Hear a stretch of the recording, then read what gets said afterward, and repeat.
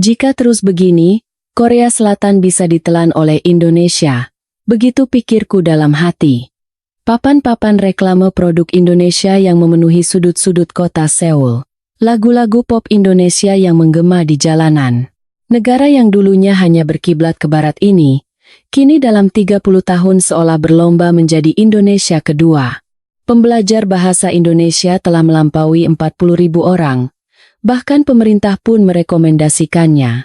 Ini adalah sebuah anomali. Ini invasi. Sebuah penjajahan budaya. Park Min-jun, diplomat paling anti-Indonesia di Kementerian Luar Negeri Korea Selatan, gemetar menahan putus asa. Namun, pengkhianatan terbesar baginya datang dari keluarga yang paling ia cintai. Ayah, aku akan menikah dengan orang Indonesia.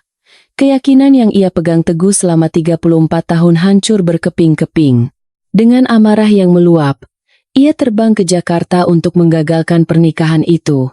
Tetapi yang menantinya di sana bukanlah kemarahan terhadap Indonesia yang kacau balau, melainkan akhir yang tak terduga yang akan membuatnya meneteskan air mata seumur hidup. Mengapa seorang ayah keras kepala yang menganggap Indonesia sebagai negara dunia ketiga yang tidak teratur akhirnya menangis terseduh-seduh di Jakarta? Kisah nyata ini akan segera terungkap. Setelah runtuhnya era otoriter pada akhir 1980 krimaan, Korea Selatan menjadi negara yang maju pesat. Era di mana kami hanya belajar dari Amerika dan Jepang telah berakhir, dan negara yang dulu membatasi pertukaran budaya, kini dalam satu dekade membuka program studi Indonesia di berbagai universitas. Pilihan yang awalnya diremehkan ini, 30 tahun kemudian mengguncang seluruh Korea. Pada tahun 2021, mahasiswa jurusan Bahasa Indonesia saja menembus 4.000 orang, dan pada tahun 2025, jumlah pembelajarnya meroket hingga 40.000 orang. Kementerian Pendidikan Korea bahkan secara resmi membahas proposal untuk menjadikan bahasa Indonesia sebagai bahasa asing kedua yang direkomendasikan. Sebuah revolusi senyap di negeri ginseng. Namun, ada seseorang yang paling khawatir dengan arus ini. Pengaruh Indonesia mengancam identitas Korea. Serunya dalam setiap rapat. Sama seperti Hong Kong yang ditelan Tiongkok, kita harus melawannya sekarang juga. Ia adalah Park Min-jun, seorang diplomat veteran dan pejabat anti-Indonesia yang sangat vokal. Namun tiba-tiba, putrinya, Sujin, menyatakan akan menikah dengan pria Indonesia. Demi menghentikan ini, pada hari ia menaiki pesawat ke Jakarta, dimulailah sebuah peristiwa yang akan menggoyahkan keyakinan 34 tahunnya dari akarnya. Apa yang sebenarnya terjadi padanya? Halo. Saya Park Min-jun. Saya telah bekerja selama 30 tahun di Kementerian Luar Negeri Korea Selatan. Nama saya berarti permata yang cemerlang. Ibu saya memberikannya dengan harapan saya akan menjadi putra kebanggaan Korea. Seumur hidup, saya berusaha hidup sesuai nama itu. Sebagai keturunan dari bangsa yang membangun keajaiban di Sungai Han, saya percaya bahwa menjaga harga diri Korea adalah misi saya. Namun, belakangan ini saya harus menahan amarah setiap kali berangkat kerja. Dalam perjalanan singkat dari rumah saya di Gangnam menuju kantor Kemlu di Gwanghwamun, saya harus menyaksikan pemandangan yang meruntuhkan keyakinan saya. Papan iklan besar Indomie, kafe dengan tulisan kopi janji jiwa, dan restoran dengan nama ayam geprek Jakarta yang mencolok. Bahkan ada salon kecantikan dengan nama Bali Spa. Saya sampai bingung. Apakah ini benar-benar Seoul atau saya sedang berada di salah satu sudut Jakarta? Yang paling mengejutkan adalah kedai teh tradisional Korea di tikungan jalan yang sudah saya lewati selama 30 tahun. Kedai dengan nama puitis aroma pagi di Seorak itu adalah tempat saya sesekali mampir untuk minum teh ginseng. Suatu hari, papan namanya berubah. Warung Kopi Nusantara. Hari itu saya berhenti dan menatap papan nama itu untuk waktu yang lama. Saya bisa mendengar sesuatu retak di dalam dada saya. Setiap kali berjalan di Seoul, saya merasa seolah-olah tanah air saya perlahan-lahan menghilang. Bahasa Indonesia menyisihkan bahasa Korea. Musik dangdut koplo menggantikan musik trot tradisional. Remaja yang tergila-gila dengan sinetron Indonesia menarikan tarian TikTok yang viral di pinggir jalan. Suatu hari, saya menyaksikan pemandangan yang mengejutkan di halte bus depan kantor. Dua siswi SMA berseragam sedang bercakap-cakap dalam bahasa Indonesia. Gue kemarin dikirimin pesan sama pacar gue, katanya kangen. Gimana dong? Gadis-gadis Korea berbicara satu sama lain dengan bahasa Indonesia gaul. Saat itu saya tidak bisa menahan diri. Saya mendekati mereka. Anak-anak, kenapa tidak memakai bahasa Korea? Kedua gadis itu menatap saya dengan kaget. Maaf Pak, hanya kebiasaan. Kebiasaan? Seharusnya berbicara bahasa Korea yang menjadi kebiasaan. Bagaimana jika berbicara bahasa asing menjadi kebiasaan? Gadis-gadis itu menunduk dan bergegas pergi. Saya menghela napas panjang melihat mereka. Inilah realitas Indonesianisasi yang saya takuti. Sesampainya di kantor, kejutan yang lebih besar menanti. Ada permintaan rapat darurat dari Kementerian Pendidikan. Di ruang rapat, pejabat dari berbagai kementerian sudah berkumpul. Seorang direktur dari Kemdikbud memulai presentasi. Bapak-bapak, ibu-ibu, agenda kita hari ini adalah reformasi total sistem pendidikan Korea. Ini adalah arahan langsung dari kantor kepresidenan. Di layar, muncul foto-foto sekolah di Indonesia. Ruang kelas yang penuh warna, siswa-siswi yang tersenyum ramah, kegiatan belajar di alam terbuka.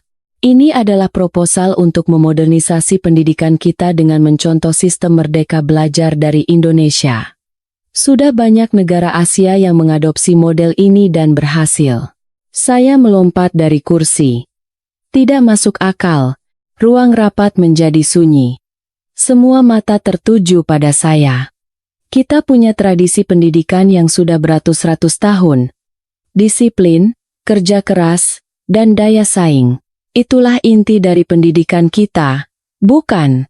Direktur itu menjawab dengan tenang, Kamerat Park, tradisi itu penting, tetapi kita harus melihat kenyataan. Saat ini, 60% generasi muda kita ingin belajar atau bekerja di Indonesia. Bahasa Indonesia menjadi pilihan nomor 1 untuk bahasa asing kedua. Perubahan sudah dimulai. Justru itu masalahnya, teriak saya. Mengapa anak-anak kita harus terus memandang Indonesia? Mengapa kita tidak mengembangkan sistem kita sendiri dan malah meniru negara lain? Seorang kolega menepuk bahu saya. Min Jun, tenanglah. Kita semua sama-sama mencintai Korea. Kalau kalian mencintai Korea, kalian harus melindungi identitas Korea. Saya keluar dari ruang rapat. Sambil berjalan di koridor, saya mengepalkan tangan dengan erat. Ini salah. Benar-benar salah. Saat kita meniru Indonesia, Korea akan lenyap. Ketika kembali ke ruangan, keponakan saya, Dong Hyun, berdiri di depan pintu. Dia adalah seorang calon diplomat muda berusia 23 tahun. Saya yang membantunya masuk ke Kemlu. Paman, ada waktu sebentar? Ada apa? Dong Hyun dengan hati-hati mengeluarkan sebuah amplop.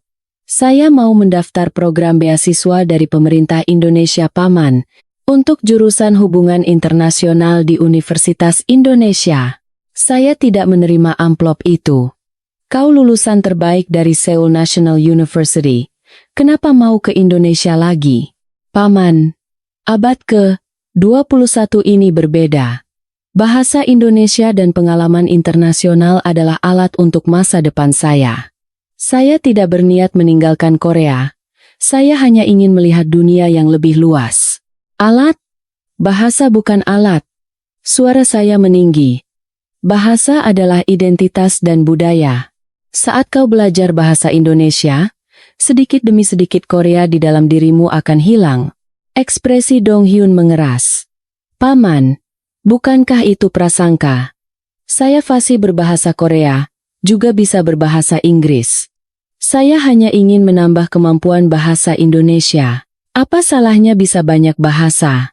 Aku tidak bilang itu salah. Dong Hyun, kau tidak mengerti betapa mengerikannya kecepatan Indonesianisasi menelan kita. Paman, apakah Paman pernah ke Indonesia? Pertanyaan itu membuat saya terdiam. Memang belum. Saya belum pernah ke sana. Tidak perlu ke sana. Cukup melihat Seoul saja sudah tahu. Dong Hyun menggelengkan kepala dengan kecewa. Paman, menilai tanpa melihat langsung tidak pantas bagi seorang diplomat. Paman sendiri yang selalu berkata, kebenaran ada di lapangan. Setelah meninggalkan kata-kata itu, Dong Hyun keluar dari ruangan saya. Saya terduduk di kursi sambil memegangi kepala. Keyakinan saya terasa goyah. Apa saya yang salah? Tidak. Saya benar. Melindungi identitas Korea adalah yang terpenting. Malam itu, perjalanan pulang terasa sangat berat. Saraf saya tegang, dan papan-papan nama berbahasa Indonesia di jalanan seolah menusuk mata saya. Kosmetik Wardah, JCO Donuts, kopi kenangan. Di mana lagi sisa Korea di jalan ini? Ketika membuka pintu rumah, istri saya, Ji-yeon, sedang menyiapkan makan malam di dapur. Istri yang sudah 30 tahun bersama saya itu bisa langsung membaca suasana hati saya hanya dengan melihat wajah saya. Sayang, apa kau bertengkar lagi di rapat hari ini? Aku tidak bertengkar. Aku hanya menyuarakan pendapat yang benar. Ada usulan gila untuk mengubah pendidikan kita menjadi seperti di Indonesia. Tapi bisakah kau menyampaikannya dengan lebih lembut? Bagaimana kalau tekanan darahmu naik? Saya duduk di sofa dan melonggarkan dasi. Saya melihat sekeliling ruang tamu. Putri saya, Sujin, tidak terlihat. Putri saya yang berusia 27 tahun itu bekerja di sebuah LSM internasional di Jakarta. Sujin ada di kamarnya. Katanya ada yang mau dibicarakan denganmu. Saat itu, pintu kamar putri saya terbuka, dan Sujin keluar. Dia mengenakan pakaian yang lebih rapi dari biasanya. Sepertinya dia akan membicarakan sesuatu yang serius. Ayah, duduklah sebentar. Ada yang ingin aku bicarakan. Melihat ekspresi serius putri saya, firasat saya menjadi tidak enak. Ada apa? Sujin duduk di sofa di seberang saya. Setelah menarik napas dalam-dalam, dia mulai bicara. Ayah, aku mau menikah. Seketika, jantung saya berdebar kencang. Putriku akan menikah. Ini kabar baik. Oh, benarkah? Dengan siapa? Apa orang yang ayah kenal? Ayah tidak mengenalnya. Namanya Budi Santoso. Mendengar nama Budi Santoso, saya merasa ada yang aneh. Itu nama khas Indonesia. Tunggu sebentar. Budi Santoso. Dia orang Indonesia. Sujin mengangguk. Iya, ayah. Dia orang Indonesia. Dia bekerja di sebuah perusahaan multinasional di Jakarta. Kami sudah pacaran selama 3 tahun. Cangkir teh di tangan saya jatuh ke lantai. Suara pecahannya menggema di ruang tamu. Apa katamu? Ayah, Budi orang yang sangat baik. Dia sangat menyayangiku. Tidak boleh. Saya melompat dari kursi. Sama sekali tidak boleh. Orang Indonesia. Ji-yeon berlari dari dapur dengan kaget. Sayang, ada apa? Tenanglah. Tenang? Putri kita mau menikah dengan orang Indonesia. Bagaimana aku bisa tenang? Mata Sujin mulai berkaca-kaca. Ayah? Kenapa ayah begitu membenci Indonesia? Apa salah Budi? Bukan karena dia berbuat salah. Sujin, kau tidak mengerti bagaimana Indonesia mengubah negara kita saat ini. Ayah, apa hubungannya itu dengan Budi? Aku mencintai seseorang. Bukan mencintai sebuah negara. Saya mondar-mandir di ruang tamu sambil mengacak-acak rambut. Di tengah situasi negara yang terindonesianisasi ini, putriku sendiri menikah dengan orang Indonesia? Ini keterlaluan. Selama 3 tahun pacaran, kenapa kau tidak bilang apa-apa pada ayah? Aku ingin bilang. Tapi ayah tahu sendiri, setiap kali ada pembicaraan tentang Indonesia, ayah selalu memasang muka masam. Bagaimana aku bisa bilang? Tentu saja. Di saat seluruh negeri ini menjadi keindonesiaan, putriku sendiri. Ayah, aku bukan barang. Menikah dengan orang Indonesia memangnya kenapa? Aku menikah dengan orang yang kucintai. Sujin meninggikan suaranya untuk pertama kali. Putriku yang biasanya pendiam itu berteriak. Jiyeon menengahi kami. Sudah, hentikan kalian berdua. Sujin, masuk ke kamarmu. Ayahmu biar ibu yang bicara. Sujin masuk ke kamarnya sambil menangis. Terdengar suara pintu dibanting. Saya terduduk lemas di sofa. Ya Tuhan. Jiyeon duduk di sebelah saya dan memegang tangan saya. Sayang, ayo kita bicara baik-baik. Bukankah bagus kalau putri kita sudah menemukan orang yang dia cintai? Bagus, katamu? Dia orang Indonesia. Di saat negara ini, sayang, kau sedang membicarakan negara atau membicarakan putri kita? Pertanyaan itu membuat saya terdiam. Jiyeon melanjutkan. Aku tahu kau tidak suka Indonesia. Tapi apa itu lebih penting dari kebahagiaan putri kita? Dia sudah pacaran 3 tahun dengan pria itu. Bukankah seharusnya kau bertemu dengannya dulu baru menilai? Tidak. Aku tidak mau bertemu dengannya. Kenapa? Karena kau takut hatimu akan goyah jika bertemu dengannya. Mendengar kata-kata itu, saya sadar. Yang saya takuti bukanlah pria Indonesia itu orang jahat. Saya takut, bagaimana jika dia orang baik? Jika itu terjadi, semua keyakinan saya akan runtuh.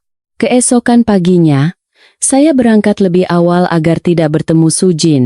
Dalam perjalanan ke kantor, lebih banyak lagi papan nama berbahasa Indonesia yang saya lihat. Semua ini salah Indonesia. Indonesia sedang menelan kita. Namun, di sudut hati saya, terdengar suara lain. Benarkah ini salah Indonesia? Atau kau hanya takut pada perubahan? Selama seminggu, saya tidak berbicara dengan putri saya. Sujin juga sepertinya menghindari saya. Suasana di rumah terasa membeku. Suatu malam, kami semua berkumpul di meja makan. Jiyeon memulai pembicaraan. Kita tidak bisa terus seperti ini. Kita harus bicara. Sujin berkata dengan hati-hati. Ayah, aku ingin mengadakan resepsi pernikahan di Indonesia. Keluarga Budi semuanya ada di sana. Saya meletakkan sendok. Di Indonesia? Kau serius? Iya, ayah. Dan aku punya satu permintaan. Tolong. Sekali saja, datanglah ke Indonesia. Lihatlah langsung dan nilailah sendiri. Kalau ayah masih menentangnya. Suara Sujin bergetar. Daku akan menyerah. Mendengar kata-kata itu, saya melihat air mata di pelupuk mata putri saya. Melihat putri saya menangis karena kekeras-kepalaan saya, hati saya terasa hancur. Jiyeon menggenggam tangan saya erat. Sayang, putri kita sudah memohon sampai sejauh ini. Kenapa tidak coba pergi sekali saja? Kau seorang diplomat, sudah keliling dunia. Aneh juga kalau kau belum pernah ke Indonesia. Saya bimbang sejenak. Dua suara berperang di dalam diri saya. Jangan pergi. Kalau kau pergi, keyakinanmu akan goyah. Tapi, bukankah kebahagiaan putrimu lebih penting? Akhirnya, saya membuka mulut. Baiklah, aku akan pergi. Tapi ada syarat. Iya, ayah. Setelah aku melihat pria itu dan negara yang namanya Indonesia, jika aku merasa tidak cocok untuk putriku, pernikahan ini batal. Sujin menggenggam tangan saya. Terima kasih ayah. Aku janji ayah tidak akan menyesal. Namun, di dalam hati saya berkata lain. Kesempatan ini akan kugunakan untuk menunjukkan betapa palsunya negara itu. Dengan begitu, putriku akan sadar. Malam itu, saya berbaring di tempat tidur menatap langit-langit. Indonesia, negara yang tidak pernah ingin saya kunjungi. Negara yang selalu saya kritik. Tak pernah terbayang saya akan pergi ke sana. Baiklah, ayo pergi. Dan akan kutunjukkan dengan jelas betapa berbahayanya Indonesianisasi. Namun, di sudut hati saya, ada getaran aneh. Apakah itu rasa cemas? Atau harapan? Saat itu, saya sendiri tidak tahu persis apa yang saya rasakan. Beberapa minggu kemudian, saya berdiri di Bandara Internasional Incheon. Sambil menunggu pesawat tujuan Jakarta bersama istri saya, Ji Yeon, saya terus mengamati sekitar. Di toko bebas bea, gerai produk Indonesia adalah yang paling besar. Di sini pun Indonesia. Saat masuk ke pesawat, saya menggenggam erat tas saya. Di dalamnya ada barang-barang yang sudah saya siapkan. Baju tradisional Korea, buku sejarah Korea, dan tekad untuk mempertahankan keyakinan saya. Perjalanan ini akan membuktikan kepada putri saya betapa berbedanya Indonesia dengan kita. Setelah penerbangan selama 7 jam, kami tiba di Bandara Internasional Soekarno-Hatta. Sejak turun dari pesawat, mata saya menjadi tajam. Saya bertekad untuk mengamati segala sesuatu di Indonesia dengan kritis. Ayo, tunjukkan padaku, apa sehebat itu negara ini? Namun, kejutan pertama datang lebih cepat dari yang saya duga. Koridor menuju imigrasi sangat bersih dan teratur. Papan penunjuk arah bahkan memiliki terjemahan dalam bahasa Korea. Bahasa Korea? Tidak mungkin mereka menyiapkannya khusus untuk kita. Saat mengantre di imigrasi, saya melihat jam.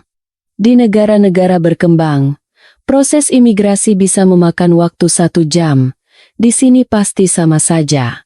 Akan lama menunggunya. Namun, dugaan saya meleset total. Antrean berjalan lancar. Petugas imigrasi yang memeriksa paspor saya tersenyum ramah. "Selamat datang di Indonesia, Bapak Park," katanya dengan pelafalan yang jelas. Dia bahkan menambahkan, "Annyeonghaseyo." Saya terkejut menatapnya. "Anda bisa bahasa Korea?" "Belajar sedikit, Pak." "Banyak tamu dari Korea yang datang," jawabnya sambil tersenyum tulus. Senyumnya terasa hangat. Saya mengangguk canggung dan keluar dari area imigrasi. Saya melihat jam lagi. Dari turun pesawat hingga selesai imigrasi, hanya butuh 15 menit. 15 menit? Bagaimana mungkin? Ji Yeon menyikut lengan saya dan berbisik, "Sayang, cepat sekali." "Ya. Sepertinya teknologi mereka sudah maju." Saya tidak menjawab. Saya tidak mau mengakuinya. Ini hanya karena di bandara. Sistemnya pasti bagus hanya di sini." Saat menuju pengambilan bagasi, kejutan berlanjut. Bukan robot tetapi petugas berseragam batik dengan ramah bertanya, "Bapak dan Ibu, ada yang bisa dibantu?" Bagasi tujuan Seoul ada di konveyor nomor 5. Mereka sangat membantu dan efisien. Waktu menunggu bagasi tidak sampai 10 menit. Di luar bandara, putri saya Sujin dan pria itu sudah menunggu. Budi Santoso, pria Indonesia yang akan menikahi putri saya. Tingginya sekitar 175 cm, mengenakan kemeja batik yang rapi dan celana bahan yang bersih. Begitu melihat kami, Budi langsung menghampiri dan menyalami saya dengan sopan, sedikit menundukkan kepala. "Selamat datang, Ayah, Ibu. Saya Budi Santoso." Pasti lelah sekali setelah perjalanan jauh. Sikapnya sopan, tapi saya menanggapinya dengan dingin. "Ya." Saya hanya mengangguk singkat. Sujin, melihat raut wajah saya, berkata, "Ayah, Budi yang jemput kita. Dia akan mengantar kita ke hotel." "Oh, begitu." Saya masih menjawab dengan ketus. Saat Budi mengambil koper kami dan memasukkannya ke mobil, saya mengamatinya. Sopan santunnya bagus, tapi penampilan bisa menipu. Mobilnya adalah MPV model terbaru. Di dalamnya bersih dan nyaman. Budi duduk di kursi pengemudi dan berkata, "Ayah, Ibu, silakan duduk dengan nyaman." Perjalanan ke hotel sekitar 1 jam. Kalau AC-nya terlalu dingin atau panas, bilang saja ya. Saat mobil mulai jalan, saya melihat keluar jendela. Jalan tol dari bandara menuju Jakarta. Jalanan memang padat, tetapi infrastrukturnya modern. Mobil-mobil dan ribuan motor melaju dengan dinamika yang unik. Di mana-mana terlihat gedung-gedung pencakar langit. Memang pembangunannya pesat. Tapi, saya langsung menggelengkan kepala. Tidak, ini hanya permukaannya. Isinya pasti berbeda. Budi melihat saya dari kaca spion. "Ayah, Ini pertama kalinya ke Indonesia ya? Kalau ada yang ingin ditanyakan, jangan sungkan Yayah. Tidak ada. Jawaban saya tetap dingin dan singkat. Sujin tampak cemas, tapi saya tidak peduli. Dari jendela mobil, saya melihat pemandangan kota. Ada jalur khusus bus Transjakarta. Ada juga jalur MRT yang melayang di atas. Jiyeon berdecak kagum. Sayang, lihat kota itu. Sangat hidup. Ya, biasa saja. Saya tidak mau mengakuinya, tetapi pemandangan itu memang impresif. Namun, di dalam hati saya berpikir lain. Apa hebatnya kota yang ramai? Seoul juga ramai. Setibanya di hotel, saya terkejut lagi. Bangunan modern, lobi yang berkilauan, dan senyum ramah para staf yang menyambut kami. Proses check-in juga cepat, hanya dengan beberapa klik, semua selesai. Staf hotel memberikan kartu kunci sambil berkata, "Kamar Bapak dan Ibu di lantai 15, nomor 1501. Selamat beristirahat. Jika ada yang kurang berkenan, silakan hubungi resepsionis kapan saja." Di dalam lift menuju kamar, saya berpikir, memang sistemnya bagus, tapi ini hotel, wajar saja. Saat membuka pintu kamar, Jiyeon berseru kagum. Wow, bersih dan luas sekali. Tempat tidur besar, kamar mandi yang mewah, dan pemandangan kota Jakarta di malam hari dari jendela. Di atas meja, ada sebuah keranjang buah selamat datang. Sebuah kartu terselip di sana. Untuk ayah Park Min Jun dan ibu Jiyeon. Selamat datang di Jakarta, dari Budi Santoso. Jiyeon melihat kartu itu dan berkata, "Sayang, Budi perhatian sekali." "Ya, biasa saja." Saya masih menjawab dengan ketus. Tetapi sudut hati saya sedikit goyah. Sambil menatap keluar jendela, saya berpikir, Bandara Soekarno-Hatta 15 menit. Jalanan yang modern. Sistem yang efisien. Ini bukan Indonesia yang kubayangkan. Tapi saya segera menggelengkan kepala. Tidak, masih terlalu dini untuk menilai. Ini hanya permukaannya. Wujud aslinya pasti berbeda. Malam itu, saya berbaring di tempat tidur menatap langit-langit. Semua yang saya lihat hari ini berputar di kepala saya. Proses imigrasi 15 menit. Petugas bandara yang menyapa dalam bahasa Korea. Jalanan yang modern dan kota yang hidup. Dan perhatian Budi yang menyiapkan keranjang buah. Aneh. Berbeda dari yang kubayangkan. Tapi saya segera menepis pikiran itu. Tidak. Aku tidak boleh goyah. Aku harus melindungi identitas Korea. Aku harus mencegah Indonesianisasi ini. Sambil menyemangati diri sendiri, saya mencoba tidur. Tetapi keyakinan saya sudah mulai retak sedikit demi sedikit. Keesokan paginya, Sujin menelepon. "Ayah, nanti malam kita akan makan malam dengan orang tua Budi. Pertemuan keluarga." "Baiklah." Saya menjawab singkat dan menutup telepon. Jiyeon sedang memilih baju di depan lemari. "Sayang, pakai baju apa ya hari ini?" Kesan pertama itu penting. Pakai apa saja. Toh juga. Saya tidak bisa melanjutkan kalimat saya. Tadinya saya mau bilang, toh juga pernikahan ini akan batal. Tapi melihat mata Jiyeon yang penuh harap, saya tidak tega mengatakannya. Siang harinya, kami berkeliling Jakarta. Budi dan Sujin menjadi pemandu kami. Monas, Kota Tua, dan sebuah mall modern yang megah. Tempat-tempat yang menunjukkan budaya tradisional dan modernitas Indonesia. Saat berjalan di Kota Tua, saya berpikir, Indonesia juga berusaha keras menjaga tradisi mereka, ya? Tapi saya segera menyadarkan diri. Ya, mereka menjaga tradisi mereka. Tapi kenapa mereka menyebarkan budaya mereka ke negara lain? Pukul 6 sore, kami tiba di sebuah restoran masakan Sunda di Jakarta Selatan. Tempatnya bernama Talaga Sampireun, sebuah restoran dengan arsitektur tradisional yang indah dan saung-saung di atas danau. Saat masuk, sepasang suami istri sudah menunggu kami. Orang tua Budi, ayahnya, Bapak Hartono, adalah pria berusia 60, Aan yang tampak berwibawa, sementara ibunya, Ibu Lestari, adalah wanita yang tampak anggun dan ramah. Begitu melihat kami, mereka tersenyum hangat dan menyambut kami. "Selamat malam, Bapak Park, Ibu Park. Terima kasih banyak sudah datang jauh-jauh dari Korea," kata Bapak Hartono dengan suara yang tulus dan sopan. Ibu Lestari juga menyatukan kedua tangannya di depan dada. "Bapak, Ibu, kami senang sekali akhirnya bisa bertemu. Pasti perjalanannya sangat melelahkan." Saya merasa canggung. Saya tidak menyangka sambutan mereka akan sehangat ini. Apa ini tidak berlebihan? Di Korea, orang yang setara akan berjabat tangan.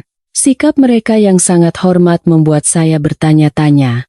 Saya mengangguk kaku. "Ya, selamat malam." Kami diantar ke sebuah saung pribadi.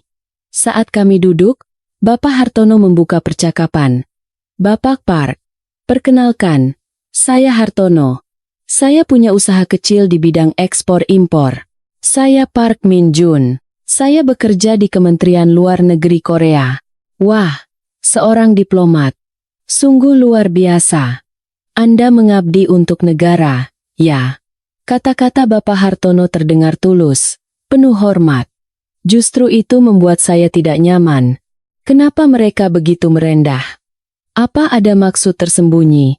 Ibu Lestari menuangkan teh sambil berkata, "Ibu Park, saya dengar Korea itu negara yang sangat indah, terutama saat musim gugur.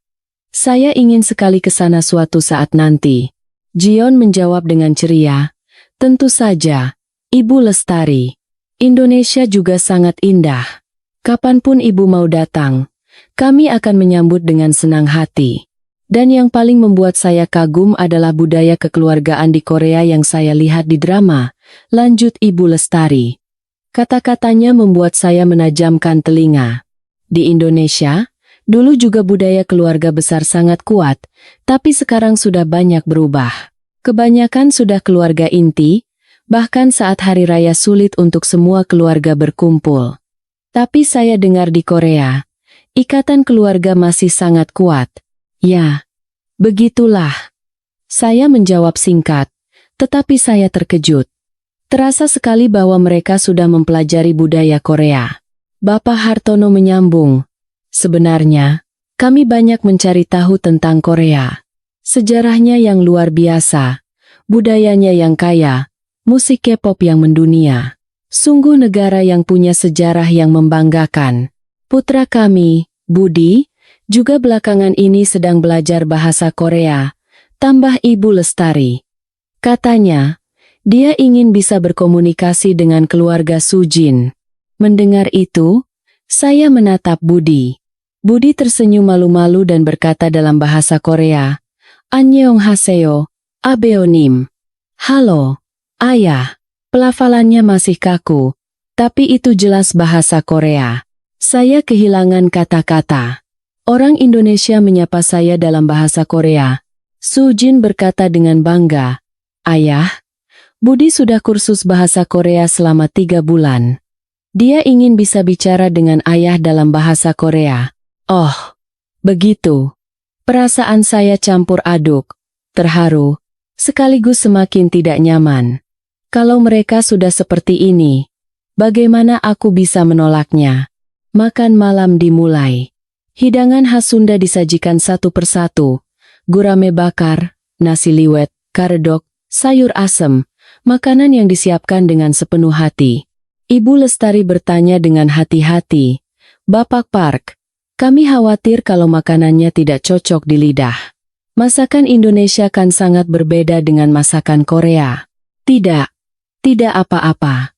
Saya menjawab singkat, padahal sebenarnya makanannya sangat lezat. Tapi saya tidak mau mengakuinya. Bapak Hartono mulai bicara dengan serius. "Bapak Park, jujur saja. Awalnya kami juga sangat khawatir." "Khawatir tentang apa?" "Pernikahan internasional, kan? Budayanya beda, bahasanya beda. Kami khawatir apakah putra kami bisa menjalaninya dengan baik." Kejujuran Bapak Hartono membuat saya sedikit terkejut. Tapi setelah bertemu dengan Sujin, pikiran kami berubah. Gadis ini telah membuat putra kami menjadi orang yang jauh lebih baik. Ibu Lestari berkata dengan mata berkaca-kaca. Budi sangat berubah sejak bertemu Sujin. Dia jadi lebih dewasa, lebih bertanggung jawab. Sebagai orang tua, tidak ada yang lebih membahagiakan dari itu. Saya bisa merasakan ketulusan mereka. Ini bukan basa-basi. Ini adalah rasa terima kasih yang sesungguhnya. Saya meletakkan sendok dan garpu. Saya juga akan bicara jujur. Semua mata tertuju pada saya. Saya menentang pernikahan ini, karena bagi saya, negara bernama Indonesia ini tidak menyenangkan. Wajah Sujin memucat. Tapi saya melanjutkan. Korea semakin terindonesianisasi. Papan nama berbahasa Indonesia, restoran Indonesia, musik Indonesia. Saya takut identitas kami akan hilang. Bapak Hartono dan Ibu Lestari mendengarkan dengan serius. Karena itu, saat putri saya sendiri bilang akan menikah dengan pria Indonesia, saya tidak bisa menerimanya. Saya bisa mengerti, Bapak Park, kata Bapak Hartono pelan. Jika saya punya anak perempuan, saya juga akan khawatir seperti itu. Melepas anak ke negara yang jauh pasti sangat berat. Dan kekhawatiran Bapak juga saya pahami, tambah Ibu Lestari. Ketika budaya satu negara mendominasi negara lain, itu memang patut dikhawatirkan. Tapi, Bapak Park, kami ingin menghormati budaya Sujin. Kami ingin belajar dan memahami budaya Korea. Karena menurut kami, itulah cara untuk menjadi keluarga yang sesungguhnya. Saya tidak tahu harus menjawab apa. Ini benar-benar di luar dugaan saya. Saya kira orang Indonesia akan egois dan memaksakan budaya mereka. Tapi mereka justru ingin belajar dan menghormati budaya Korea. Saat makan malam akan berakhir, Ibu Lestari bertanya dengan hati-hati. Bapak Park, kalau nanti rindu masakan Korea, bilang saja ya. Ada banyak restoran Korea enak di Jakarta. Biar saya yang pesankan tempat. Dan kalau ada apa-apa, jangan sungkan, kami siap membantu. Perhatian mereka membuat hati saya hangat. Saat keluar dari restoran, Bapak Hartono dan Ibu Lestari sekali lagi menunjukkan rasa hormat mereka. Hari ini kami merasa sangat terhormat bisa bertemu Bapak dan Ibu. Semoga kedepannya kita bisa menjadi keluarga yang baik. Dalam perjalanan kembali ke hotel, saya hanya diam, pikiran saya kacau. Jion menggenggam tangan saya dan berbisik, sayang, orang tua Budi baik sekali ya. Iya, jawab saya singkat, tapi dalam hati saya mengakuinya. Ya, mereka orang baik. Tapi apa ini sudah semuanya? Masih terlalu dini untuk menilai. Tiba di hotel, saya menatap keluar jendela. Gemerlap lampu kota Jakarta. Semua yang saya lihat hari ini membuat pikiran saya berantakan. Sikap yang sangat hormat, rasa hormat pada budaya Korea, Budi yang belajar bahasa Korea, dan perhatian yang tulus. Sangat berbeda dari yang kubayangkan. Kalau begini, apa alasanku untuk menolak? Tapi saya masih membangun dinding pertahanan di hati saya. Tidak, aku masih harus di sini beberapa hari lagi. Wujud aslinya pasti berbeda. Malam itu, saya sulit tidur. Saya berkonflik antara keyakinan saya dan kenyataan. Keyakinan yang sudah saya pegang selama 30 tahun kini goyah. Dan itu membuat saya takut. Keesokan paginya, Sujin menelepon. Ayah, hari ini Budi ambil cuti. Dia mau ajak ayah keliling Jakarta. Oh, begitu. Saya menjawab singkat. Tapi sejujurnya saya sedikit menantikannya. Apa yang saya lihat kemarin berbeda dari dugaan saya. Tapi saya tetap waspada. Hari ini, aku akan melihat wujud asli Indonesia. Bukan hanya kepura-puraan. Pukul 10 pagi, kami bertemu Budi dan Sujin di lobi hotel. Budi menyapa dengan sopan. Ayah, Ibu, tidur nyenyak? Hari ini saya akan ajak jalan-jalan keliling Jakarta. Mau kemana? Pertama, kita coba naik MRT. Supaya ayah bisa melihat keseharian warga Jakarta. MRT? Saya sedikit terkejut. Bukan tempat wisata, tapi kehidupan sehari-hari. Bagus. Dengan begitu, aku bisa melihat wujud aslinya. Kami berjalan ke stasiun MRT terdekat. Saat masuk ke stasiun, saya terkejut. Fasilitasnya bersih dan modern. Di samping tangga, ada eskalator dan lift. Budi menjelaskan, MRT Jakarta sudah dirancang untuk ramah bagi lansia dan penyandang disabilitas. Semua stasiun ada liftnya. Melewati gerbang tiket juga mengagumkan. Cukup dengan menempelkan kartu uang elektronik, tarifnya terpotong otomatis. Dengan satu kartu ini, kita bisa naik MRT, bus Transjakarta, bahkan belanja di minimarket. Ya. Sambil mendengarkan penjelasan Budi, kami turun ke peron. Peron ramai, tetapi tertib. Semua orang berbaris rapi di belakang garis kuning. Di ujung peron, ada kursi-kursi yang kosong. Kursi dengan warna khusus. Itu apa? Tanya saya. Itu kursi prioritas ya. Untuk lansia, ibu hamil, dan penyandang disabilitas. Anak-anak muda, seramai apapun, biasanya tidak akan duduk di situ. Dan memang benar. Di tengah peron yang ramai, kursi-kursi itu tetap kosong. Kereta tiba. Orang-orang menunggu penumpang turun terlebih dahulu baru kemudian masuk dengan tertib. Sangat berbeda dengan bus di Seoul yang sering kali berebut. Di dalam kereta, bersih dan sejuk. Pengumuman terdengar dalam bahasa Indonesia dan Inggris. Informasi kedatangan real-time ditampilkan di layar. Saya melihat sekeliling. Orang-orang duduk dengan tenang atau melihat ponsel mereka. Tidak ada yang menelepon dengan suara keras atau makan di dalam kereta. Tertib. Suasananya sangat tenang. Beberapa stasiun kemudian, seorang kakek tua masuk ke kereta. Seketika, seorang pemuda yang duduk langsung berdiri. Silakan kek. Duduk di sini. Kakek itu mengucapkan terima kasih dan duduk. Saya terkejut melihat pemandangan itu. Budaya menghormati orang tua masih hidup di sini. Tiba di tujuan, kami berjalan-jalan di kota. Jalanannya bersih, dan orang-orang sangat taat pada lampu lalu lintas. Saat lampu merah, meskipun tidak ada satupun mobil, orang-orang tetap menunggu. Budi menjelaskan, orang Indonesia cukup taat aturan, ya. Sejak kecil sudah dididik begitu. Waktu makan siang, Budi membawa kami ke sebuah warung makan sederhana. Suasananya seperti warung rumahan. Bukan restoran untuk turis, tapi tempat makan warga Jakarta asli. Warung itu penuh sesak, karyawan kantor, mahasiswa, orang tua, berbagai macam orang makan di sana.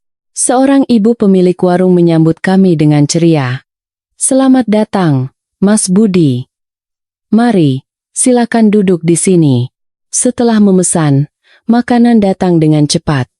Nasi rames dengan rendang, sayur nangka, dan sambal. Di Indonesia, air putih atau teh tawar biasanya gratis, ya. Saya mencoba rendangnya. Rasanya kaya rempah dan sangat lezat. Enak sekali. Jion juga berdecak kagum. Enak sekali ya. Aku tidak tahu masakan Indonesia bisa seenak ini. Saat kami selesai makan dan akan pergi, ibu pemilik warung berkata, "Gimana, Pak, Bu, masakannya? Mampir lagi ya nanti." Senyum hangatnya terasa tulus dari hati. Sore harinya, kami harus pergi ke rumah sakit. Sejak pagi, perut saya terasa tidak enak. Ayah, sebaiknya kita ke rumah sakit. Saya tahu rumah sakit yang bagus, kata Budi. Tidak apa-apa. Hanya salah makan sepertinya. Tetap harus diperiksa ya. Sistem kesehatan di sini sudah bagus kok. Atas desakan Budi, kami pergi ke rumah sakit. Lobi rumah sakit bersih. Pendaftaran juga cepat. Pasien warga negara asing ya? Boleh saya lihat paspornya? Saya bantu daftarkan. Dalam beberapa menit, pendaftaran selesai. Silakan tunggu di ruang tunggu. 30 menit lagi akan dipanggil ke ruang dokter. Sambil menunggu, saya mengamati sekitar. Para pasien menunggu dengan tenang, dan perawat-perawat melayani dengan ramah. Tepat 30 menit kemudian, nama saya dipanggil. Di ruang periksa, seorang dokter berusia 40 menyambut dengan senyum. "Selamat siang, Pak. Ada keluhan apa?" Pemeriksaan dilakukan dalam bahasa Inggris. Dokter memeriksa dengan teliti dan menjelaskan, "Tidak ada masalah serius. Sepertinya hanya gangguan pencernaan sementara karena perubahan pola makan selama perjalanan. Saya akan berikan resep obat." Saat membayar biaya konsultasi, saya terkejut karena tidak semahal yang saya bayangkan. "Obatnya bisa diambil di apotek sebelah rumah sakit, ya, Pak?" "Di apotek?" Apoteker menjelaskan dengan ramah. "Diminum 30 menit setelah makan." "Ya, Pak. Kalau ada keluhan lagi, jangan sungkan kembali." Keluar dari rumah sakit, saya berpikir, sistem kesehatan mereka benar-benar bagus. Di Korea, untuk rumah sakit sekali saja bisa menghabiskan waktu seharian. Janji temu sulit, waktu tunggu lama. Tapi di sini, bisa periksa di hari yang sama dengan waktu tunggu 30 menit. Dan penjelasannya pun ramah. Sore harinya, Budi mengusulkan, "Ayah, bagaimana kalau kita ke area Taman Suropati? Itu tempat warga Jakarta sering bersantai sore hari." Tiba di taman, suasananya ramai oleh orang-orang. Ada yang jogging, ada pasangan yang berjalan-jalan, ada keluarga yang duduk di bangku. Semua menikmati sore dengan damai. Budi membelikan minuman. Sambil memandang taman, Jion berkata, "Sayang, di sini enak sekali ya." Wajah orang-orang terlihat damai. Saya juga merasakan hal yang sama. Orang-orang menikmati waktu mereka dengan santai, tidak terburu-buru, beristirahat dengan cara mereka masing-masing. Inikah kehidupan sehari-hari warga Jakarta? Di dalam MRT dalam perjalanan pulang, saya berpikir, semua yang saya lihat hari ini, MRT yang tertib, kota yang bersih, sistem kesehatan yang efisien, taman yang damai, dan yang terpenting, sikap orang-orangnya, saling menghargai, menaati aturan, dan menjaga ketertiban. Sangat berbeda dari yang kubayangkan. Tiba di hotel, saya menatap keluar jendela. Pemandangan malam Jakarta yang indah berkilauan. Sambil menunggu Jion mandi, saya duduk di tempat tidur merenung. Indonesia bukan negara yang hanya bagus di permukaan seperti yang kupikirkan. Sistemnya bagus, orang-orangnya tertib. Tapi, di sudut hati saya masih ada keraguan. Tapi ini belum semuanya. Pasti ada sesuatu yang lain. Pada hari keempat di Jakarta, saya sedang memeriksa email pekerjaan di laptop. Banyak email dari Kemlu Korea yang menumpuk. Salah satunya menarik perhatian saya. Email dari keponakan saya, Dong Hyun. "Paman, bagaimana Indonesia? Saya diterima beasiswa ke UI. Bulan September nanti saya akan ke Jakarta. Saya ingin minta saran dari Paman selagi Paman di sana." Membaca email itu, perasaan saya campur aduk. Beberapa hari yang lalu, saya menentang Dong Hyun pergi ke Indonesia. Tapi sekarang, pikiran saya sedikit berubah. Kalau Dong Hyun belajar di sini, mungkin tidak buruk juga. Saya mulai mengetik balasan. "Dong Hyun, selamat. Indonesia ternyata negara yang lebih baik dari yang Paman kira. Paman rasa ini akan jadi pengalaman yang baik untukmu." Setelah mengirim balasan itu, saya sadar. Pikiran saya sedang berubah. Saat itu, Su Jin menelepon. "Ayah, hari ini kita mampir sebentar ke kantor Budi, ya?" Aku pikir ayah penasaran. "Kantor? Supaya ayah bisa lihat pekerjaan Budi seperti apa." Siang harinya, kami pergi ke kantor Budi di pusat kota. Sebuah gedung perkantoran modern. Budi menyambut kami di lobi. "Ayah, Ibu, selamat datang. Saya ingin menunjukkan tempat saya bekerja." Kami naik lift ke lantai 12. Kantornya terbuka dan terang. Para karyawan bekerja dengan fokus. Suasananya penuh semangat. Budi mengantar kami ke mejanya. "Saya di sini menangani bisnis antara Indonesia dan Korea. Ya, membantu kerja sama perusahaan dari kedua negara. Di atas mejanya, ada dokumen dan buku tentang Korea. Ada juga buku pelajaran bahasa Korea. Saya jadi tertarik dengan Korea karena Sujin. Setelah bertemu dia, saya jadi kenal negara bernama Korea. Dan sekarang saya merasa ini adalah panggilan hidup saya. Atasan Budi mendekat dan menyapa. Selamat siang. Anda ayah mertua Budi, ya? Saya Pak Tono, manajernya. Selamat siang. Budi ini bintang di divisi kami, Pak. Terutama untuk proyek yang berhubungan dengan Korea, hasilnya luar biasa. Sikapnya yang memahami dan menghormati budaya Korea sangat hebat. Mendengar pujian itu, Budi tersenyum rendah hati. Saya masih harus banyak belajar, Pak. Setelah dari kantor, kami pergi makan siang.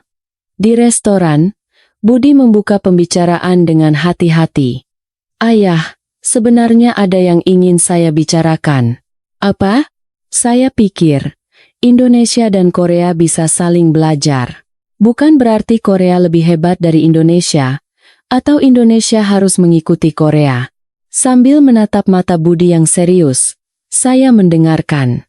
Korea memang punya banyak hal yang bisa dipelajari, tapi Indonesia juga punya banyak hal yang luar biasa. Alamnya yang luas, kearifan lokal, budaya kekeluargaan yang hangat. Banyak hal yang sudah hilang di Korea justru ada di Indonesia. Saya menikah dengan Sujin, dan saya ingin hidup dengan menghormati kedua budaya. Kalau nanti punya anak, saya ingin mengajarkan bahasa Indonesia dan juga bahasa Korea. Saya ingin mereka mewarisi budaya dari kedua negara. Kata-kata Budi membuat saya terdiam. Ini bukan Indonesianisasi yang saya takuti. Budi berbicara tentang hidup berdampingan. Sore hari di hotel, Ji Yeon berkata, "Sayang, Budi itu pria yang hebat ya. Sepertinya dia bisa membahagiakan putri kita." Iya. Saya hanya bisa mengakuinya. Dan negara bernama Indonesia ini juga sangat berbeda dari yang kau pikirkan, kan?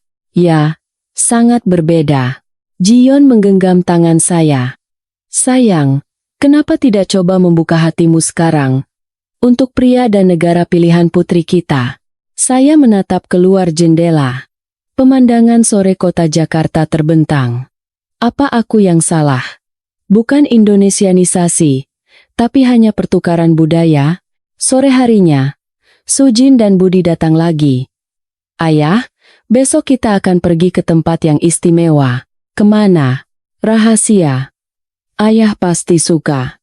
Melihat senyum Sujin, saya berpikir, putriku terlihat sangat bahagia. Wajahnya bersinar saat bersama Budi. Melihatnya, hati saya perlahan-lahan luluh. Malam itu, saya lama tidak bisa tidur. Semua yang saya lihat beberapa hari ini berputar di kepala saya. Imigrasi 15 menit. Mertua yang sangat hormat. MRT yang tertib. Sistem kesehatan yang efisien. Dan ketulusan Budi. Indonesia bukan musuh seperti yang kubayangkan. Malah, negara ini punya banyak hal yang bisa dipelajari. Tapi saya masih belum bisa sepenuhnya membuka hati. Dinding pertahanan terakhir masih ada. Pasti masih ada kekurangannya. Aku harus melihat lebih jauh. Saya tidak tahu bahwa keesokan harinya, dinding pertahanan terakhir itu pun akan runtuh. Keesokan paginya, kami berangkat ke tempat istimewa yang dijanjikan Sujin. Tujuannya adalah Kebun Raya Bogor. Ayah, Budi bilang orang Korea suka alam, jadi dia ingin menunjukkan alam Indonesia yang indah. Kata Sujin. Tiba di sana, banyak sekali pengunjung, keluarga, teman-teman, bahkan lansia yang datang sendiri. Budi menjelaskan, orang Indonesia suka sekali rekreasi di alam. Yah, setiap akhir pekan, mereka datang ke tempat seperti ini untuk menikmati alam. Kami berjalan santai. Udaranya sejuk, dan pepohonannya rindang. Tidak kusangka ada alam sehijau ini di dekat kota sebesar Jakarta. Di tengah kebun raya, ada area istirahat. Sambil duduk di bangku dan minum, kami memandang hamparan hijau dan istana Bogor dari kejauhan. Perpaduan antara bangunan bersejarah dan alam. Ayah, Indonesia juga berusaha keras menjaga alamnya. Bukan hanya membangun saja, kata Budi. Saya mengangguk. Setelah dari sana dan makan siang, sore harinya kami berjalan-jalan di sebuah pusat perbelanjaan yang ramai di Jakarta. Saat itulah terjadi. Tiba-tiba kepala saya pusing, kelelahan selama perjalanan, ketegangan, dan penyakit diabetes yang tidak saya kelola dengan baik membuat kadar gula darah saya anjlok drastis. Sayang, kamu tidak apa-apa? Suara Jion terdengar dari jauh. Pandangan saya kabur, dan kaki saya lemas. Ayah! Suara panik Budi. Saya kehilangan keseimbangan dan terhuyung. Saat itu, seseorang menahan lengan saya. Seorang pemuda Indonesia berusia 20 perikaan. Bapak, tidak apa-apa? Bapak sakit? Pemuda itu memapah saya ke bangku terdekat. Tolong, ada yang bisa bantu, teriaknya. Orang-orang langsung berkerumun. Seorang wanita berlari ke minimarket. Tunggu sebentar. Saya belikan teh manis. Seorang pria lain memanggil petugas keamanan. Pak Satpam. Di sini. Ada bapak-bapak pingsan. Sepertinya orang asing. Seorang karyawan minimarket berlari membawakan sebotol teh manis hangat. Bapak, minum ini dulu, Pak. Biar gulanya naik. Pemuda yang pertama kali menolong berlutut dan menatap mata saya. Bapak, masih sadar? Bagian mana yang paling sakit? Gula. Gula darah saya rendah, kata saya dengan suara lemah dan bergetar. Minum tehnya pelan-pelan ya, Pak. Pemuda itu dengan hati-hati membantu saya minum. Sujin dan Budi berlutut di samping saya dengan panik. Ayah! Ayah! Tidak apa-apa. 5 menit kemudian, tim medis dari MAL datang dengan kursi roda. Mereka dengan cepat memeriksa tekanan darah dan gula darah saya. Gula darahnya rendah sekali, Pak. Kita harus bawa ke klinik MAL. Tidak apa-apa. Hotel sudah dekat. Saya mencoba berdiri, tapi pemuda tadi menahan bahu saya. Jangan, Pak. Harus ke klinik dulu. Bisa berbahaya. Tapi, kenapa kalian menolong saya? Orang yang tidak dikenal. Pemuda itu tersenyum. Memangnya kenapa, Pak? Kalau ada orang jatuh, ya wajar kan dibantu. Namanya juga gotong royong. Orang-orang di sekitar mengangguk. Cepat ke klinik saja, Pak. Jangan khawatir, Pak. Nanti juga baikan. Melihat wajah tulus mereka, hati saya terasa hangat. Saat dibawa ke klinik dan dirawat, saya berpikir, orang-orang yang bahkan tidak tahu nama saya menolong sampai sejauh ini. Di klinik, dokter mengatakan tidak ada masalah serius. Hanya kelelahan dan stres membuat gula darah turun. Istirahat 1-2 hari pasti pulih. Sambil diinfus di ruang perawatan, saya menatap langit-langit. Sujin memegang tangan saya sambil menangis. Ayah, aku takut sekali tadi. Tidak apa-apa, Nak. Budi berkata dengan hati-hati. Ayah, orang-orang yang menolong tadi menunggu di luar. Mereka mau memastikan ayah baik-baik saja sebelum pulang. Benarkah? Pintu terbuka, dan pemuda tadi masuk.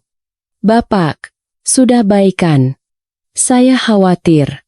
Kenapa kau sampai ke sini? Kita kan tidak saling kenal. Pemuda itu tersenyum. Hanya ingin memastikan saja, Pak. Apalagi dengar Bapak dari Korea. Kalau sakit di negeri orang kan kasihan keluarganya khawatir. Saya menggenggam erat tangan pemuda itu. Terima kasih. Sungguh. Terima kasih. Sama-sama, Pak. Cepat sembuh ya. Setelah pemuda itu pergi, air mata saya hampir menetes. Selama 30 tahun menjadi diplomat, saya sudah mengunjungi banyak negara. Tapi pengalaman sehangat ini baru pertama kali. Jion menggenggam tangan saya dan berkata, sayang, orang Indonesia ternyata hatinya hangat sekali. Ya, iya, sangat hangat. Malam itu di klinik, saya sadar. Ikatan komunitas yang selalu saya banggakan di Korea, hati yang hangat dan peduli pada sesama, Justru saya temukan di sini, di Indonesia. Pemuda yang menolong orang asing. Wanita yang membelikan teh manis. Pria yang memanggil keamanan. Mereka semua tidak ada hubungannya dengan saya. Tapi mereka tidak membiarkan saya yang jatuh begitu saja. Aku yang takut pada Indonesianisasi justru luluh oleh kehangatan hati orang Indonesia. Keesokan paginya, saya diizinkan pulang. Dokter menyarankan untuk banyak istirahat. Kurangi stres dan nikmati perjalanan dengan santai. Dalam perjalanan kembali ke hotel, saya menatap keluar jendela. Pemandangan pagi Jakarta terlihat berbeda dari kemarin. Orang-orang yang berangkat kerja, anak-anak yang pergi sekolah, para pedagang yang menyiapkan dagangan. Semua orang yang menjalani kehidupan biasa. Tapi di dalam kebiasaan itu, ada kehangatan. Negara ini benar-benar berbeda dari yang kupikirkan. 2 hari kemudian, setelah pulih, hari pernikahan putri saya pun tiba. Di kamar hotel, sambil menatap keluar jendela, saya merenung. Hati saya saat datang ke Indonesia seminggu yang lalu dengan sekarang benar-benar berbeda. Apa aku yang berubah? Atau aku yang salah lihat selama ini? Sore harinya, Su Jin datang. Dia mengajak saya untuk mencoba pakaian. Ayah kan besok akan pakai batik. Batik? Iya. Baju tradisional Korea juga bagus. Tapi coba deh ayah pakai batik. Pasti gagah sekali. Kami pergi ke sebuah butik batik. Seorang ibu pemilik butik menyambut kami dengan ramah. Oh, ini calon besan, ya? Sujin sudah banyak cerita. Ibu itu memilihkan kemeja batik yang cocok untuk saya. Batik tulis dengan motif parang berwarna coklat gelap. Setelah berganti pakaian dan bercermin, saya terlihat asing tapi gagah. Wah, ayah, ganteng sekali. Su Jin bertepuk tangan. Ibu pemilik butik juga kagum. Cocok sekali, Pak. Orang Korea ternyata pantas juga pakai batik, ya. Melihat diri saya di cermin, saya berpikir, diriku yang memakai batik ini tidak aneh juga. Sore harinya, kami makan malam bersama orang tua Budi. Makan malam terakhir sebelum pernikahan besok. Bapak Hartono berkata dengan serius, Bapak Park, terima kasih sudah bersama kami seminggu ini. Bagaimana menurut Anda? Saya ragu sejenak, lalu membuka mulut. Jujur saja, semua mata tertuju pada saya. Saya datang ke sini dengan niat menentang. Saya tidak suka Indonesia, dan saya menentang pernikahan ini. Wajah Sujin menegang, tapi saya melanjutkan. Tapi, saya salah. Indonesia bukan negara seperti yang saya bayangkan. Bukan negara yang hanya bagus di permukaan atau tidak peduli pada budaya lain. Bapak Hartono dan Ibu Lestari mendengarkan dengan tenang. Sistem yang efisien, masyarakat yang tertib, dan yang terpenting, orang-orangnya yang berhati hangat. Di sini, saya menemukan kembali apa yang saya pikir sudah hilang di Korea. Jiyeon menggenggam tangan saya. Yang saya takuti bukanlah Indonesia. Saya takut pada perubahan itu sendiri. Takut putri saya pergi. Takut dunia berubah. Takut keyakinan saya goyah. Bapak Park, mata Ibu Lestari memerah. Tapi sekarang saya tahu. Belajar dan menghormati budaya yang baik bukanlah membuang harga diri, melainkan melihat dunia yang lebih luas. Saya menatap Budi. Budi, ayah titip putri ayah, dan maafkan ayah. Awalnya ayah bersikap terlalu dingin padamu. Budi berdiri dari kursinya dan menunduk hormat. Tidak, ayah. Saya mengerti kekhawatiran ayah. Kalau saya punya anak perempuan, saya juga akan melakukan hal yang sama. Bapak Hartono berkata, Bapak Park, kami juga berjanji, kami akan menjaga Sujin seperti putri kami sendiri, dan kami akan hidup sambil menghormati budaya Korea. Kami akan belajar bahasa Korea, belajar tradisi Korea, karena kita akan menjadi keluarga. Mendengar kata-kata Ibu Lestari, saya mengangguk. Selesai makan dan dalam perjalanan pulang ke hotel, Sujin merangkul lengan saya. Ayah, terima kasih sudah mengubah pikiran ayah. Nak, ayah yang terlalu keras kepala. Maafkan ayah. Tidak, ayah. Justru karena ayah berhati-hati, Budi dan keluarganya jadi berusaha lebih keras. Jadi malah bagus. Sujin menggenggam tangan saya. Ayah, aku bangga padamu. Karena ayah mau membuka hati. Ayah juga bangga padamu. Kau benar. Pilihanmu benar. Kami duduk diam sejenak. Waktu terakhir sebagai ayah dan anak. Tidak, bukan terakhir, tapi awal yang baru. 2 hari kemudian, di Bandara Soekarno-Hatta, kami melakukan prosedur keberangkatan. Budi, Sujin, dan kedua orang tua Budi mengantar kami. Ayah, ibu, hati-hati di jalan. Nanti kami akan segera ke Korea, kata Budi sambil menunduk hormat. Sujin memeluk saya erat. Ayah, aku sayang ayah. Nanti aku sering telepon. Iya, nak. Jaga dirimu baik-baik. Ibu Lestari memberikan sebuah kotak berisi oleh-oleh khas Indonesia. Bapak Park, ini untuk dimakan di pesawat. Jaga kesehatannya. Terima kasih. Kalian juga jaga diri baik-baik. Setelah berpelukan untuk terakhir kalinya, kami masuk ke gerbang keberangkatan. Saat menoleh ke belakang, mereka berempat melambaikan tangan. Keluarga baru saya. Duduk di pesawat, saya menatap keluar jendela. Pemandangan Jakarta yang perlahan mengecil. Hati saya saat datang seminggu yang lalu dengan sekarang benar-benar berbeda. Jion berkata, sayang, kamu benar-benar berubah banyak, ya. Indonesia. Dan juga kamu. Iya, aku juga terkejut. Aku bisa berubah sejauh ini. Saya mengeluarkan buku catatan dan menulis entry terakhir. Perjalanan ke Indonesia, hari terakhir. Aku melihat dunia baru di sini. Masyarakat di mana efisiensi dan kehangatan hidup berdampingan. Budaya di mana tradisi dan modernitas selaras. Dan yang terpenting, orang-orang yang bisa menghormati budaya lain. Awalnya aku takut pada Indonesianisasi. Takut identitas Korea akan hilang. Tapi sekarang aku tahu, Indonesia tidak berniat menelan kita. Mereka ingin tumbuh bersama, saling belajar, dan hidup berdampingan. Pilihan putriku, Indonesia, dan pria Indonesia. Sekarang aku bangga, bukan berarti aku membuang harga diri Korea. Aku hanya jadi bisa melihat dunia yang lebih luas. Beberapa minggu kemudian, di ruang rapat Kemlu di Seoul, diskusi tentang reformasi pendidikan dilanjutkan. Direktur dari Kemdikbud bertanya, Kamrat Park, kudengar Anda baru dari Indonesia. Bagaimana? Saya berdiri. Ya, saya baru dari sana. Dan saya punya usulan. Ruang rapat menjadi hening. Saya menentang jika kita mengadopsi sistem pendidikan Indonesia begitu saja. Orang-orang mulai berbisik. Tapi saya juga menentang jika kita menolaknya mentah-mentah. Lalu apa maumu? Saya mengusulkan model pendidikan baru yang menggabungkan gaya Korea dan gaya Indonesia. Saya membentangkan materi yang sudah saya siapkan.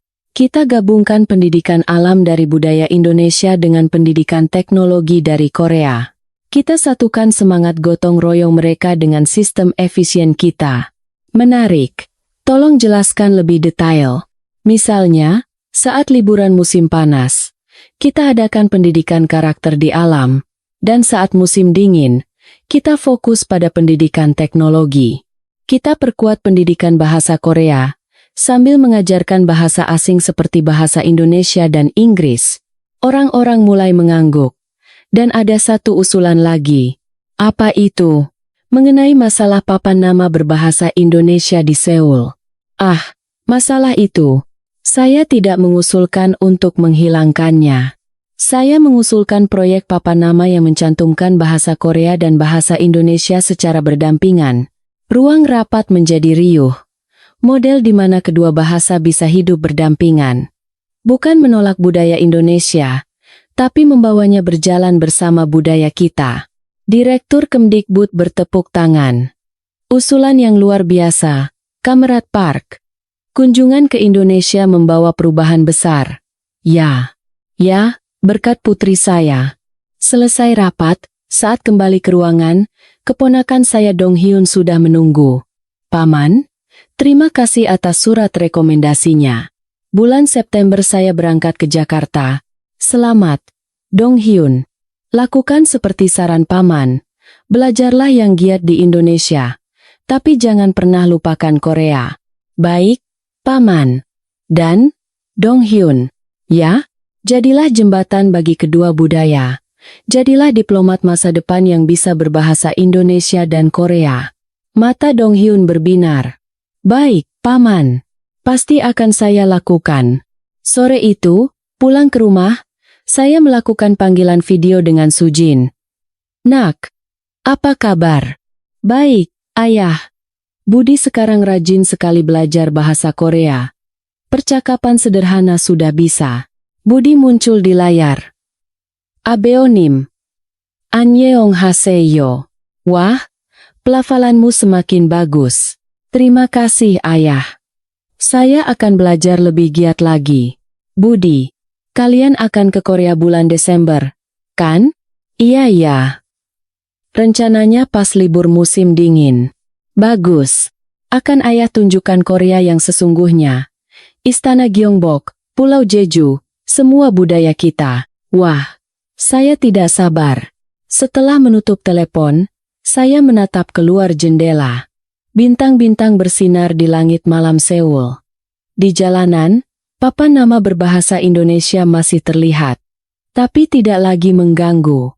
Justru, pemandangan di mana kedua budaya berdampingan terasa indah. Bukan Indonesianisasi, tapi hidup berdampingan. Akhirnya aku mengerti.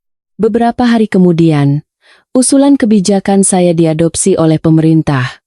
Model pendidikan gabungan Korea-Indonesia, dan proyek papan nama Dwibahasa Korea-Indonesia. Langkah pertama untuk hidup berdampingan bagi kedua budaya. Sebuah surat kabar lokal memberitakannya seperti ini. Simbol anti-Indonesianisasi, diplomat Park Min-jun, berubah 180 derajat setelah kunjungan ke Indonesia. Kini menjadi ujung tombak pertukaran budaya Korea-Indonesia. Rekan-rekan saya bertanya, Min-jun, kau benar-benar berubah, ya? Apa yang terjadi? Saya tersenyum dan menjawab, putriku yang mengajariku. Sebuah cara baru untuk melihat dunia. Musim dingin tahun itu, Budi dan Sujin datang ke Korea. Saya mengajak mereka keliling, menginap di hanok tradisional, mencoba membuat kimchi, dan menikmati salju. Budi mempelajari semuanya dengan antusias. Ayah, budaya Korea benar-benar luar biasa. Ada kearifan yang mendalam dalam tradisinya, katanya. Tentu saja. Kita juga punya budaya yang membanggakan. Banyak hal yang harus Indonesia pelajari. Nanti kalau pulang saya mau memperkenalkan budaya Korea di Indonesia. Mendengar kata-katanya, saya yakin, anak-anak muda inilah yang akan menjadi jembatan sesungguhnya. Duduk di halaman rumah sambil memandang salju turun, saya berpikir, selama 34 tahun hidup sebagai diplomat, saya sudah melihat banyak hal. Tapi pelajaran sesungguhnya saya dapatkan dari perjalanan kali ini. Melepas prasangka, menghormati budaya lain, dan hidup berdampingan. Putri sayalah guru terbaik saya. Pada Oktober 2025, saya mendapatkan jabatan baru di Kemlu, Ketua Komite Khusus Pertukaran Budaya. Misi baru saya adalah menjadi jembatan bagi kedua negara. Dalam rapat pertama saya berkata, kita bukan mencegah Indonesianisasi. Kita melindungi identitas Korea sambil mempelajari hal-hal yang baik. Itulah kepentingan nasional yang sesungguhnya. Dan sekarang, saya menulis kisah ini. Bagaimana seorang diplomat yang membenci Indonesia berubah. Bagaimana pernikahan putri saya mengubah hidup saya. Dulu saya berteriak, Indonesianisasi mengancam identitas Korea. Sekarang saya berkata, Korea dan Indonesia bisa tumbuh bersama. Saya Park Min-jun, 54 tahun. Ketua Komite Khusus Pertukaran Budaya Kementerian Luar Negeri Korea. Dan seorang ayah mertua yang bangga memiliki menantu dari Indonesia. Saya harap cerita saya bisa bermanfaat bagi seseorang. Bagi mereka yang memiliki prasangka, Bagi mereka yang takut pada perubahan, bagi mereka yang ingin memahami budaya lain. Dunia ini luas, dan banyak hal yang bisa dipelajari. Yang terpenting adalah hati yang terbuka. Terima kasih. Apakah Anda pernah memiliki prasangka terhadap budaya lain? Indonesia, dengan tradisi, modernitas, efisiensi, dan kehangatannya yang hidup berdampingan, adalah negara yang dikagumi dunia. Jika Anda mendukung dengan subscribe dan like, kami akan kembali dengan cerita yang lebih menarik. Ini adalah Special Indonesia, yang menyajikan kisah nyata yang menginspirasi. Terima kasih.